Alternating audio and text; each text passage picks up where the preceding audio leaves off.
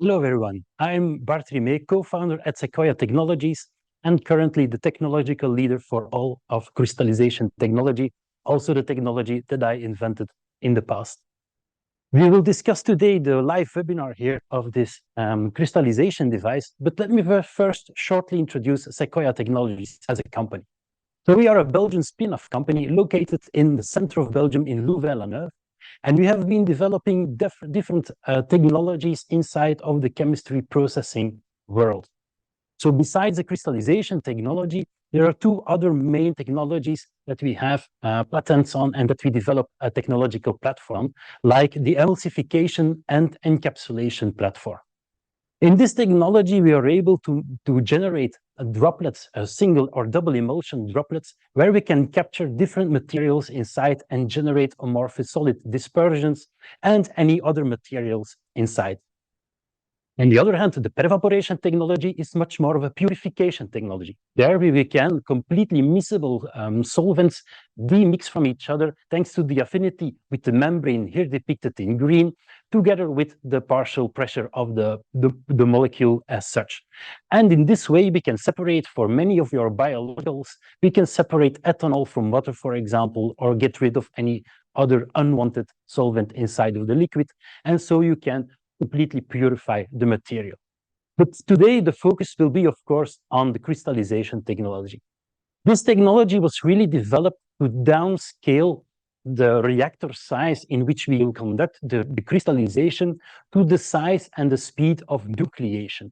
So we really focus and pinpoint on spontaneous nucleation inside of these capillary reactors that we introduce. We can do so because we have a very fine and very fast temperature control of material flowing through the reactor so that we can very much focus inside of a certain zone of your phase diagram so that you can nucleate very fast the material that is of the subject, like any small molecule API and also some larger molecules in solution. Once you can do that and you can control very much the nucleation rate, the material that comes out of our reactors and that is grown to fully mature situation, you can directly pinpoint and target the critical material attributes of your product. This means that for any big crystallization process, you can avoid the use both of seeds, because we nucleate and generate those seeds ourselves, but you can also avoid any other post-process manipulation like micronization to obtain the correct particle size, as we can do that in one single step. Now, we did this for both cooling crystallization devices and antisolvent crystallization. And of course, this imparts a huge amount of different parameters that are important that we generally display in this kind of fishbone graphic that we show here. This fishbone graphic really comprehends all different sorts of parameters that are important when you use our kind of technologies. The things like solution temperature, the concentration, solvent that you use for your material, the antisolvent that you use, and also the temperature at which you want to use that. All sorts of flow rates, the reactor length, of course, is really important, as well as the type of insert for mixing that we impart, and naturally also the reactor temperature, which will induce the nucleation rate itself. Next to that, really important is also how you collect your material. Do you want to keep it in a static way, slightly agitated, or at a different collection temperature as opposed to the reactor temperature that you have been using? Again, filtration and drying is very important in this setup as well, but all these parameters then generate one single recipe that gives you the reach for your critical material attributes of your choice. And all of these parameters, when you do a process and development cycle, are to be done on the unit that is in display here. So this machine really imparts all of those parameters, and you can test all those parameters one by one during your complete process cycle for your new molecule. How is it constructed? Well, it is a syringe pump-based system where you have on-site dissolution of your solution. So it's agitated, and you can heat up the solution parts from 25 to 85 degrees Celsius, whereas the antisolvent part, which is here on the left in a slightly bigger recipient, you can also heat it up to 85 degrees Celsius. This is connected to the syringe pump, which are sitting here, which can be operated completely independently and can be heated up again to 85 degrees Celsius whereas the antisolvent side can also be cooled down to 5 degrees Celsius to have the widest possible application range for your system. Now, if we open up the system here, you can directly see the position of those syringes. So we have used a completely screwless design here for those syringes, and they have a maximum volume of 20 milliliters. So you can do any injection in between 1 and 20 milliliters of your product, and this at a flow rate of 1 to 40 milliliters per minute, again, independent from the solution and the antisolvent end. These two are connected to four-way valves, which enable you a facile operation, but also it makes the cleaning of the reactors very much easier when installed in this way. And they are connected to these tubings, which are here sitting at the same temperature, connected to, in this case, a mixing insert, as we will today study antisolvent crystallization. Inside this kind of mixer, your product is completely mixed. It exits here, and then it's connected directly to the reactor holder. The reactor holder exists as the insert in different inherent volumes in between 1 and 7 milliliter in total. If now, for example, you're interested in cooling crystallization, well, there exist these cooling inserts with only one entry point, which you can just replace the other one with the other, and the system is ready to produce a cooling crystallization test only. We also took into account that we really wanted to reduce the size that the system occupies. So inside of your fume, you can easily place the system and still have sufficient place in between. And again, you can place your thermostat, which regulates the temperature of the reactor holder. Well, this you can place underneath your bench or on top of the bench inside of the fume hood as you want. So to operate this complete standalone system, you only need two power connections, one for this unit and one for the thermostat. Now, for today's webinar, we selected benzoic acid to be tested. So if we come back to the fishbone graphic, let me show you what kind of tests we're going to perform today. So when you start this kind of research, you first go to look at what is a decent concentration to you and useful concentration to you and the type of solvent. If you look now at the solubility curve of benzoic acid in ethanol, in this case that we will use as a solvent, you will see that there is a wide operational zone indicated in green that you can see there, where you have in fact different concentrations and different temperatures that you can use from, that you can start from. However, at the start of a new project, you will use lower concentrations, try to avoid blockages of the reactor, and therefore for today, a concentration of 250 milligram per milliliter at 30 degrees Celsius is considered to be a good starting point in this case. So that's for today's work. Now, what we're going to show you today is how you play around with the system when we play only with the flow rates of the reactor. So if I can get the next fishbone graphic, please.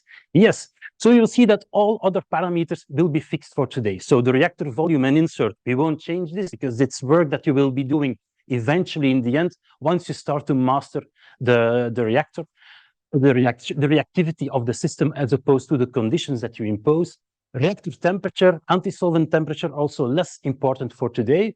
And the samples, we will just try to collect them in a correct way, keep them static, and then afterwards, you will do a filtration and a drying of your product. But for today, we will use therefore the next fixed values here, and we will play around with the flow rate and the flow rate ratio. Now, how to start a measurement? Let me show you here by using the mobile view.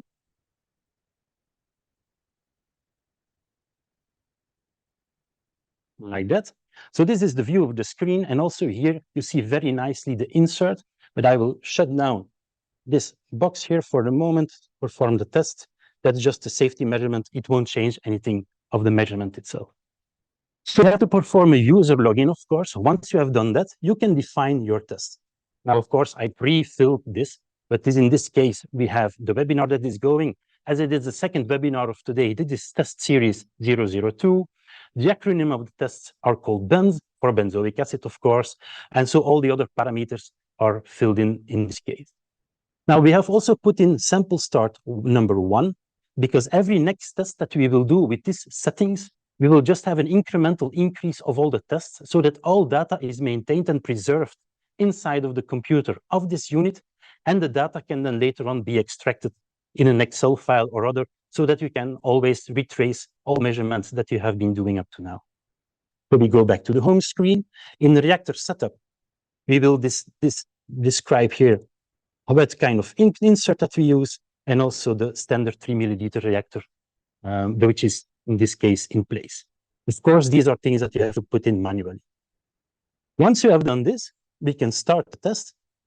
And so in this screen, we can pre-fill all the different temperatures. So for today, we will keep the temperature of solution at 30 and the one at antisolvent at 28 degrees C. But we will fill in now the flow rate of the solution. So we will use 20 milliliters per minute for the solution flow rate and 20 milliliters of total liquid that we're going to inject. And for the antisolvent flow rate, we will, at the very start of a project, we will always use a mixing ratio of 2 or 3 to 1, because we don't know how fast benzoic acid is going to interact with water, and so how fast it's going to start to nucleate. And therefore, the very first test that we do is very careful with a 2-in-1 mixing ratio, so that we can see if any crystallization occurs already, and then we can always have a look at the product that is gathered. Once this is pre-filled, we click on Start. And so you would see that on the screen, once the system is happy with all the data coming up, you see that in this case, the solution, a syringe, and the antisolvent syringe is still at a high temperature, and that's because of all the lights inside of this room. But the active cooling of both ends will assure us that the temperature will drop rather fast, so that the moment that everything is indicated in green, then we can actually start a measurement. So you already see that the syringe of the antisolvent is inside of the desired value, and again, also the solution end is correct. So I will just briefly remove this because I need my both hands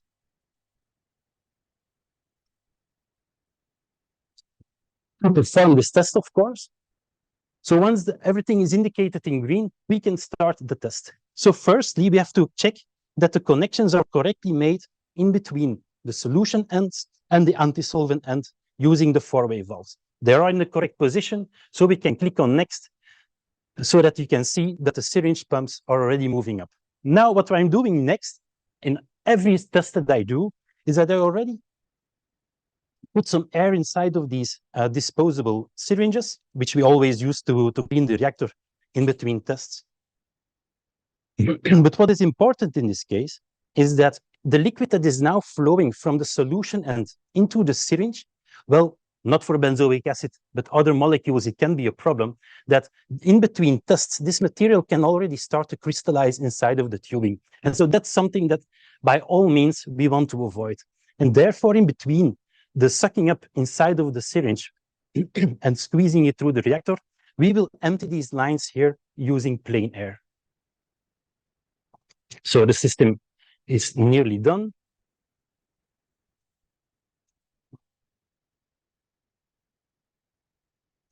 Yes, exactly.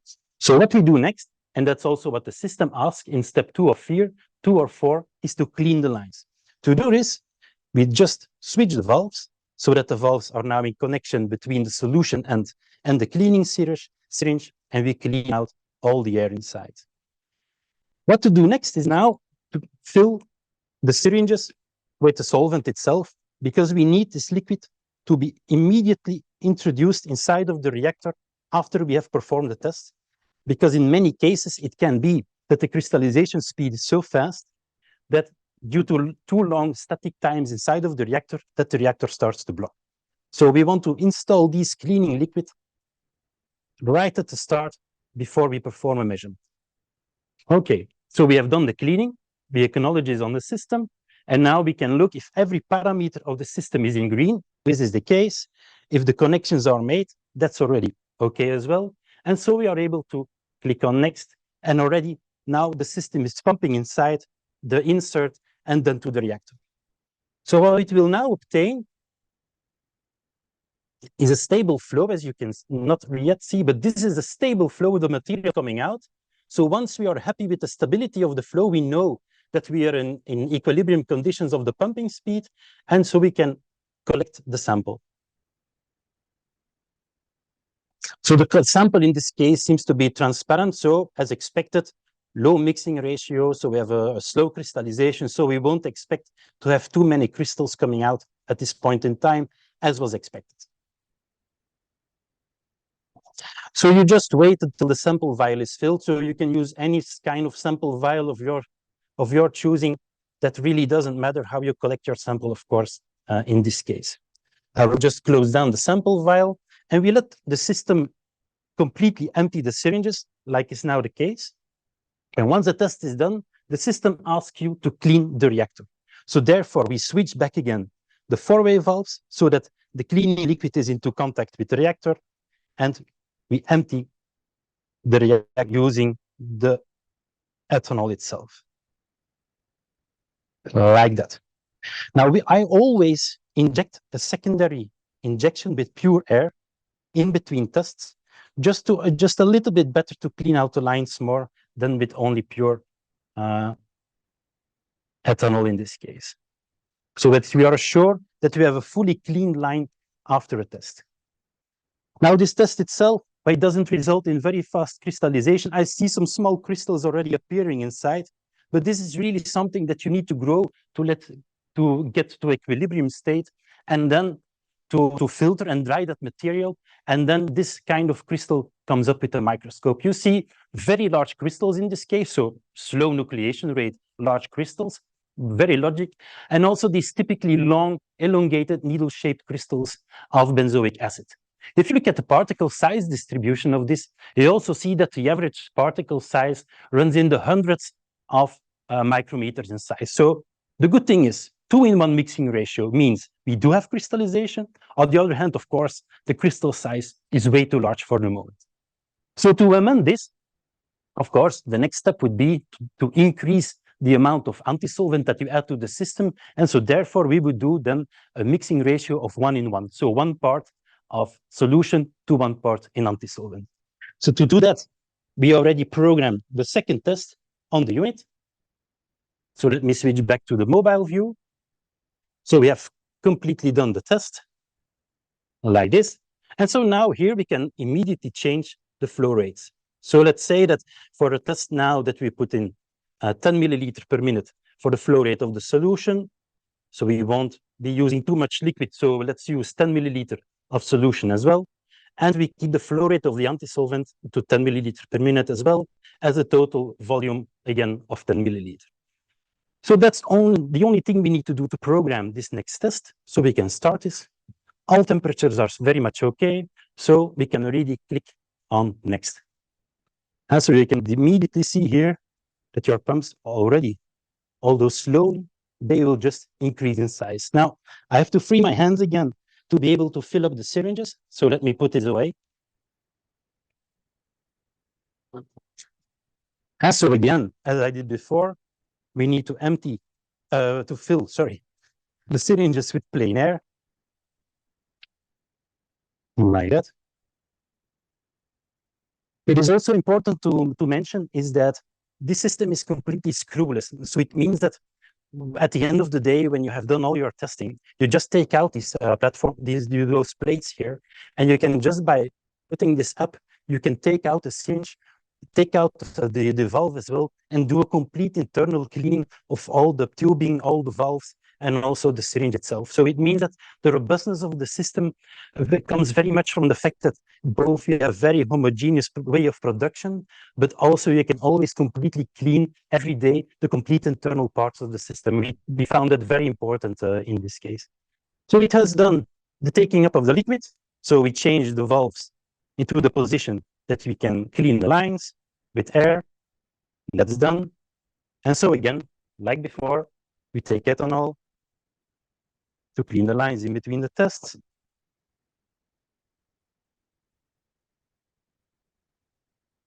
Like that.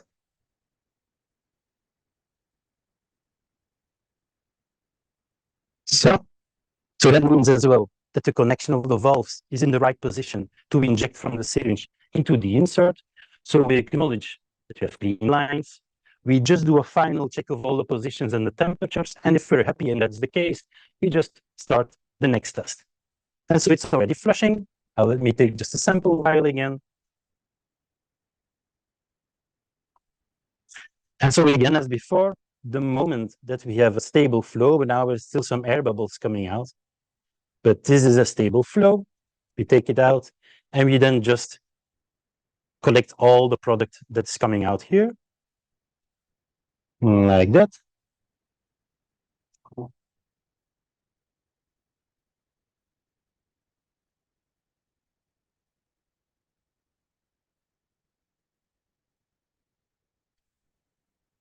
So of course, a test of 10 milliliter per minute and an injection of 10 milliliters will take you exactly 1 minute of test time. So that also it gives you a good indication of how long such a test takes. So it really isn't that much. And therefore you can have a very high amount of samples that you can produce per day. And typically, let's say that it takes much more time to filter and dry and analyze the particles as opposed to the test itself, of course. But in any case, you can very quickly do a complete parameter screening using this system. So the test has been done. I will just inject some cleaning liquid again. Like that. And then, as before, I will just inject some air to be able to have a good start of the next test as well.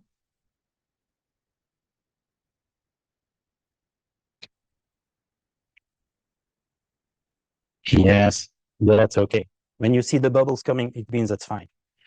Now, it's difficult to show you, of course, in the course of this webinar, but if we look at the microscopic images that we have taken from this sample, it gives you this screen here. So you already see that the overall particle size is decreased, but we still have some elongated crystals, let's say needle-shaped like, but if you look at the particle size distribution, it's already reduced to 60 micrometer average particle size.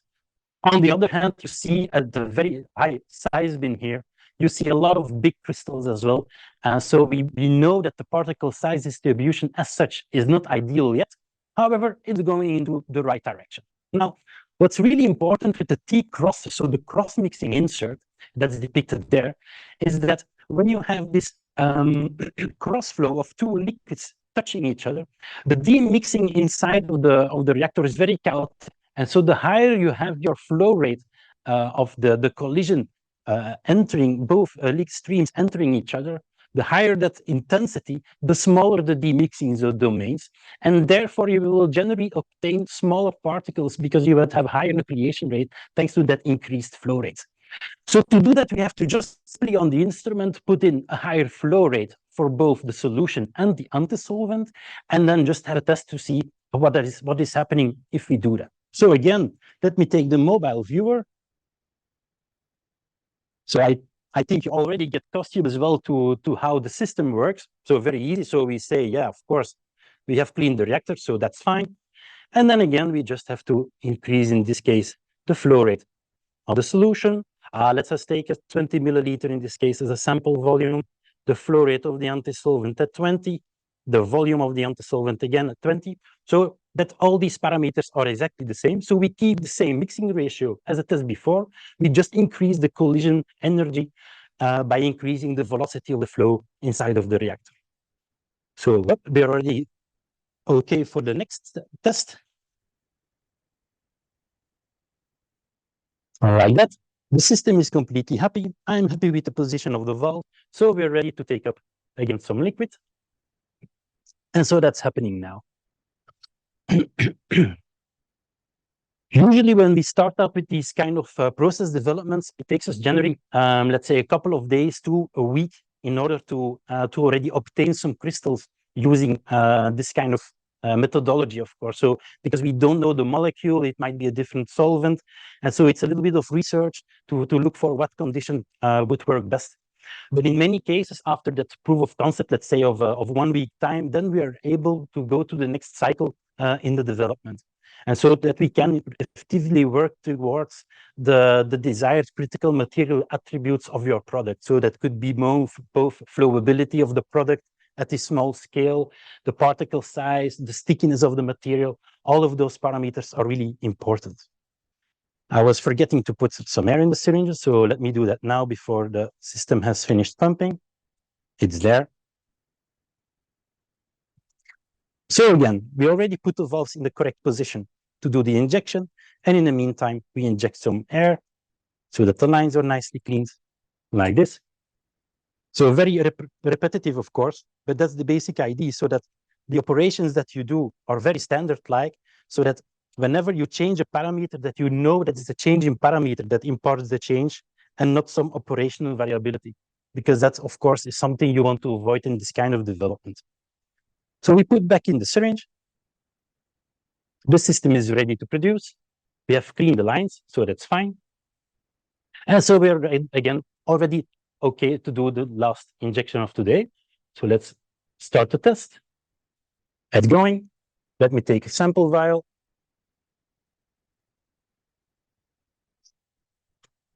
We have a stable flow. Yes.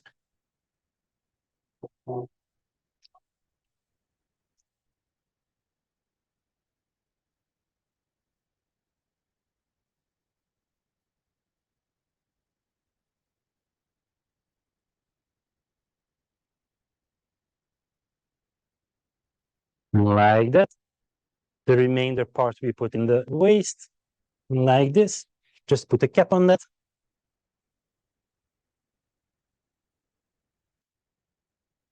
That's done. And just a couple of more seconds and the test is already done. Just let me wrap the reactor like that, because I see that the system is already crystallizing very fast, and you will see that.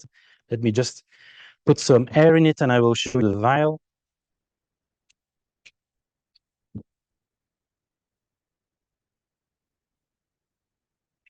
Yes.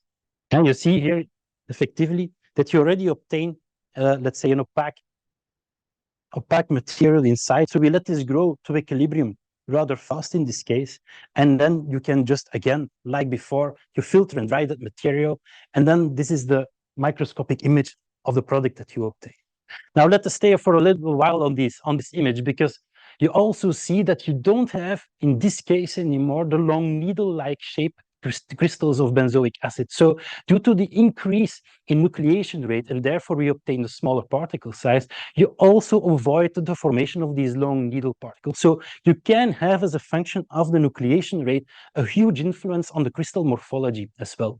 Now, if you look at the particle size distribution of this, and now this is the blue data in this graph. So you see that you come from an average size of 60 microns with a 10 and 10 milliliter per minute mixing ratio.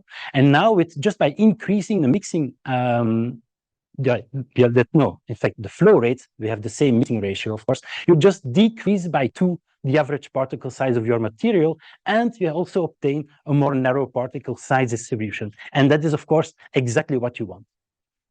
Now, of course, you need to do some extra workup on all of this. But let's say that inside of the fishbone graph, for the moment, we are quite okay with the system as it opposed to the solution flow rate, antisolvent flow rate, and flow rate ratio. So if you do a complete workup of the system, you come eventually to the complete recipe for benzoic acid, which is then depicted here in this case. So let us say that all parameters were rather standard, except for the solution and antisolvent flow rate, which are at 20 milliliter per minute for both ends. Now, once you're done, during performing this complete development of the cycle, you're ready to do the next step. So in fact, you start from this laboratory equipment, and you just take out the insert and the reactor. You also reproduce the complete set of parameters, and you switch to the next system, which is in fact our pilot unit. So in this case, what you will do, you will install here on top the insert, which is the same as on the lab equipment. You will put in also the reactor holder in this case, so the same internal volume. However, what changes, of course, is that now you have a complete pumping system using these HPLC pumps, which guarantee the same functionality as our syringe pumps at the laboratory scale, but you can fill them up with 2-liter solution stock and 2-liter antisolvent stock volume. The temperatures are maintained of all these systems with the thermostat sitting in the back. So again, this is a completely standalone unit, and it can do everything that the laboratory unit can do, besides the fact that on the laboratory unit, you can only produce, let's say, 0.5 gram to 1 gram of product. Well, on the pilot unit, if you play a little bit with the conditions, you can go from 100 grams to a couple of kilograms, let's say, per run, so that you can also establish already the long-term operation that you would need for eventually going into production. Into production, in our case, would mean that we multiply the amount of inserts and reactors that we use in this case. And by this, there only rests me to get back to my laboratory unit and to thank you for your attention. And I just have to mention that next week we are present at AGEMA as well. So we have a booth at the Flow Chemistry Pavilion, Hall 9, booth E64, if I'm correct. And we will have there on display both our SCT lab equipment as the pilot unit, which I've been showed you earlier. So with this, I would like to thank you for your attention. And if there are any questions, I would let Aubrey to pose them to me, and I will try to answer them as good as I can. Thank you very much. Aubrey, please. All right. Thank you, Bart, for this such outstanding demonstration. Yes, of course. We had a lot of very, very interesting questions. Let me share one of those questions. So the first one is, I would be interested in the technology. Do I need to buy the instrument directly, or is there another way to discover it, and if it will work for us? So we know indeed that we have disruptive technology. So in many cases, people don't do spontaneous nucleation or nucleation at all inside of their system. So we do require some sort of technology transfer in order for the client to be really acquainted with the technology before they can buy a unit, of course. So that's why we have developed this complete program where we can do proof of concepts at Secoya for less toxic compounds, for example, but we can also do proof of concepts in person at your site. And then for several customers, we have developed this program afterwards of follow-up with bi-weekly meetings, when we can do a rental of a certain period of time or do a complete acquisition from the start. That typically depends on the initial results, let's say. But we are a small company, so we're open to different sorts of collaboration, of course. That's no problem. Yeah, Aubrey? All right. Very clear, very clear. So the next one, okay, is concerning the reactor itself. What happens if the reactor gets blocked during the test? Blockages, yeah. I mean, yeah, blockages do arrive. They do happen, of course. And in fact, in some cases, it's wanted to perform these blockages, because what you want to know for the system, for any molecule that's going to crystallize, is what are the outside boundaries, let's say, of a good operationability of the system if you want to go to the long-term operations on the pilot unit. So in some cases, you do want to have the blockage occurring, because at least you know that is a condition that is out of bounds.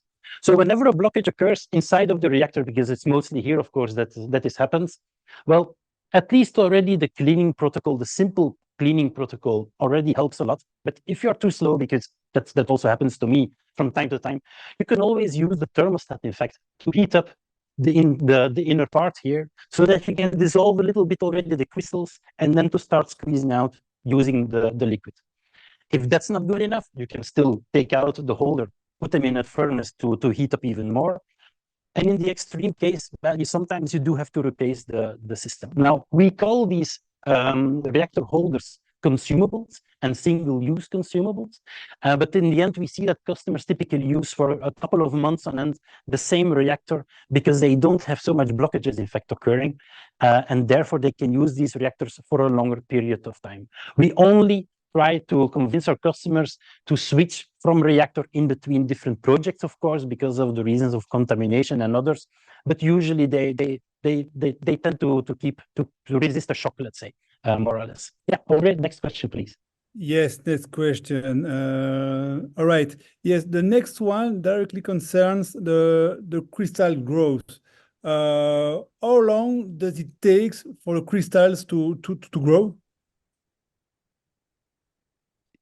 Yeah, we try to map typically a new molecule into different zones. So have the fast nucleating molecules, the slow nucleating molecules. The slow nucleating will mean that it's more difficult to have them sufficiently fast nucleating inside of the reactors, but as well into fast and slow growing materials. Now, when you use an antisolvent, typically the crystal growth is much faster as opposed to cooling crystallization because of the kinetics of the system. And so because your molecule does not want to be in contact with the antisolvent. So in generally, the growth is much faster.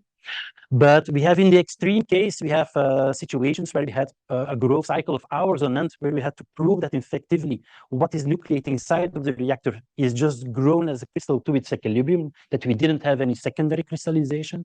And in other examples, in this case, benzoic acid or adipic acid in cooling crystallization, for example, just 60 to 80 seconds was enough to reach full equilibrium. So it's a problem that we only can take up project per project, and that's why it's a part of that complete fishbone development cycle that we use for the development of a new product on our units.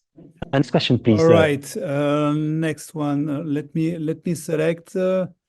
Yes, also an interesting one regarding the cycle time. So what is the cycle time for a process development? Well, I think I just mentioned that briefly during the webinar. Typically, it would take us a couple of days to a week to start nucleating a completely new molecule inside of our reactor. And that really doesn't depend if it's us who are doing the tests or is it you as a customer that do the tests. It typically is the workup of a new molecule, getting to know everything, see a little bit what the boundaries are, what the initial concentrations are. But once you're set with this initial part of parameters, then it would take up, let's say, a couple of months full-time equivalent to really develop down to the size of the particle that you would want. Of course, if you're targeting an oral dosage form with less stringent particle size distribution, then that can be a bit more easy, let's say, or a bit faster. But in generally, I would say within 1 or a couple of months' time, you need to do that development to get to the critical material attributes that you would like on the machine. Now, the benefit, of course, is the moment that you have established your recipe, the scale up with the pilot unit is just putting the same parameter set onto the pilot unit, and we have already proven with different molecules and also published on different molecules that you can exactly use the same conditions and exactly the same product comes out, but then with several grams or 100 grams or even kilograms at a time that come out of the machine. So that's the time that you really win inside your complete development cycle. Yes, next question, all right. Thank please, you. Thank you again. But as we are running a little bit out of time, I'm suggest answering a last question, which is, do we have polymorphism control, and is there a way to change the crystal morphology?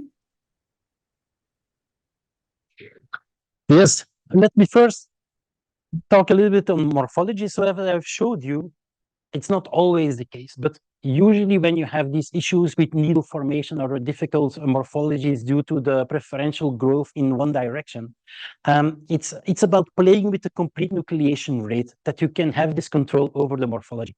Like I've showed you here on benzoic acid for today. So in those cases, you can reduce this needle shape. It does not work, however, at all times, because a crystal tends to grow inside of its solvents like it tends to grow inside of those solvents. We cannot change it. We don't change the chemistry and all on our machine, of course. When it comes down to polymorphism, that's different. Of course, polymorphism is tougher than just one single crystal form that you want to crystallize. However, because we can really pinpoint a certain zone inside of your phase diagram, once you have the selectivity of that specific polymorph at a certain point, we can target that as the nucleation temperature and then work what we call the inside of the thermodynamic route. We can really focus on nucleating and growing then afterwards, after collecting only that particular crystalline form that you are interested in, which is typically the most stable one, of course, due to storage reasons. Once we have established this thermodynamic route, then we can still play on the thermodynamics of the system via using longer reactors, increasing the mixing energy. And so all of that kinetic work that still can be done in order to reach also for polymorph selective materials, the critical material attributes that you want in one single step. And I guess that was my complete answer on that. Right. Thank you, Bart. Thank you again for the nice presentation and answering all of those questions. Of course, there are still some questions in the Q&A box. All of those questions will be replied one by one. So meaning that we'll revert to you with the answer in the next few days. So don't be worried about that.